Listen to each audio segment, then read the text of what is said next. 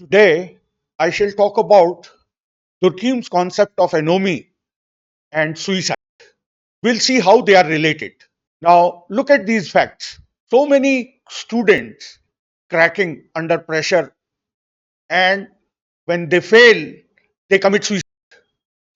And similarly, why do we hear lakhs of farmers ending their life even when they are not extremely poor and own land, sometimes even tractors? Thirdly, even rich people, despite the insta perfect lifestyle, still feel completely lost and commit suicide. Now, let's talk about why some students, farmer, and newly rich people commit suicide. Let's understand the phenomena as explored and explained by French sociologist Emile Durkheim more than 125 years ago. We are diving into his theory of anomie and what happens when society loses control. According to Durkheim, human beings have unlimited desires and therefore they need to be regulated by society. Failure of society leads to directionlessness, and that is how anomie results. Anomie explains something as serious and tragic as suicide. Still, stay till the end, not just because it's deep, but it is this stuff actually helps in UPSC exam also. There have been questions about anomie and suicide. So let's go. Durkheim's concept of anomie. Durkheim introduced the concept of anomie is in his classic work, The Division of Labor in Society, in 1893, and developed it further in his third study, namely Suicide, in 1897. Now, anomie literally means normlessness, a breakdown of social norms, where individuals feel directionless from the collective conscience. When social regulation weakens due to rapid economic change, urbanization, or social upheaval, individuals are left without clear rules to guide their behavior. For example, farmers in India. Farmers' suicide occur not due to poverty, but due to rising expectations from a market oriented agriculture. When promised returns fail and debt rises, individual feels unanchored and hopeless. Anomie sets in. Actually, Durkheim gave a typology, a classification of suicide. He categorized suicide into four types based on two social forces, that is, integration and regulation. Egoistic suicide is the first, which results due to low social integration. That means individual feels isolated or in conflict with societal norms. Like, I'll give you an example which I remember from long time. Dharam Hinduja, son of Sri Chand Hinduja, who is a billionaire in US, was in love with a girl which his family disapproved of. And they wanted him to marry a Sindhi family. This he could not accept, and it led to his suicide in Mauritius. So, lack of integration with the society when individual conscience is in conflict with conscience collective, that egoistic suicide result. Similarly, altruistic suicide is due to excessive integration. For example, suicide bombers, what you call mujahideen, or suicide squads of LTTE, and even sati in traditional India. However, this suicide is less common. Then one of the common type of suicide which is emerging now is anomic suicide due to low social regulation. For example, novio-rich youth who suddenly gain wealth but lose moral compass or direction. Substance abuse, anxiety, and even suicide follows.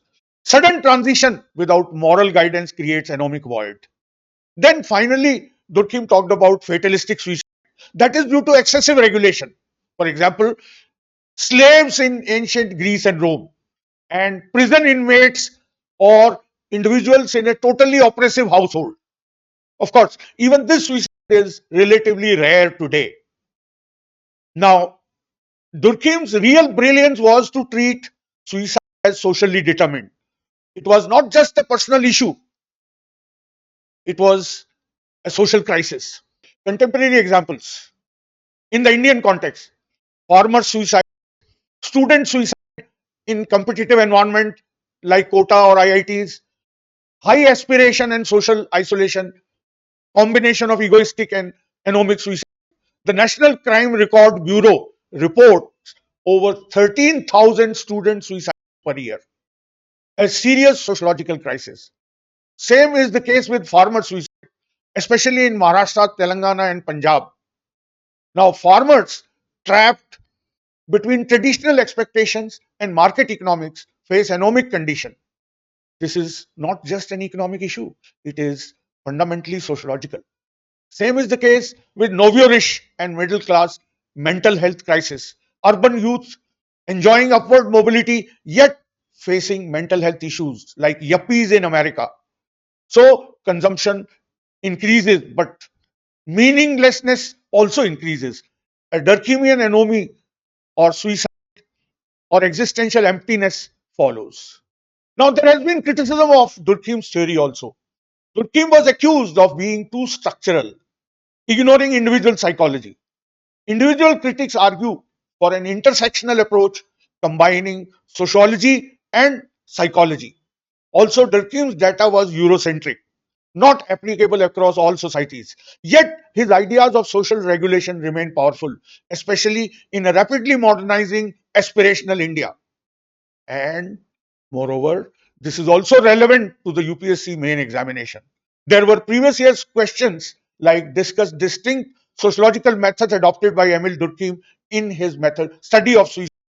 This was the question in the year 2017 paper 1 and carried 20 marks. Then another question explain Durkheim's basic argument on suicide. Can you analyze high suicide rates in contemporary Indian society with Durkheim's theory? This was the question in 2018 in paper 1 of civil services exam with 20 marks again. Then next question, indebtedness is one of the serious issues leading to farmer suicide. Discuss and suggest solutions. This was the question in 2017 in paper 2, also carried 20 marks.